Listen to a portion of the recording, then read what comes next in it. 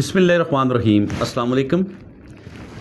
गाँव है जी फुलड़ा का बाई कलां, जहाँ पे एक मदरसे में 12-13 साल बच्चे के साथ कारी साहब ने ज़्यादती की है, जिनसी ज़्यादती की है। कारी साहब को गिरफ़्तार कर लिया गया है, FIR हो चुकी है। लेकिन जुल्म ये देखिए कि मुसलसल हर दूसरे तीसरे दिन ऐसा एक वाक़या हमारे सामने आता है। स्वाद में देखें तो किस बेदर्दी से उस कारी ने बच्चे को पीट कर मार कर उसके तशद्दुद का निशाना बना के उसे मौत के घाट उतारा गया। और इसके बाद हरीपुर में एक मदरसे में ये चंद दिन पहले एक ऐसा वाक़या रुनुमा हुआ है कि 5 साल नाबीना बच्चे के साथ ज़्यादती की गई और मस्जिद मदरसे के अंदर ज़्यादती की गई।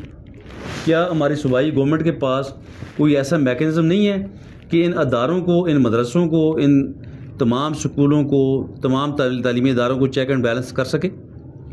ये बहुत बड़ा सवाल है और हमारी गवर्नमेंट के मुंह पे तमांचा है, हमारे अदारोों के मुंह पे तमांचा है और कवानीन को जूती की नोक पे रखने की मुतरादिफ है। दोस्तों, इस केस के हवाले से शहरियों को भी फ्रंट लाइन पे आना चाहिए।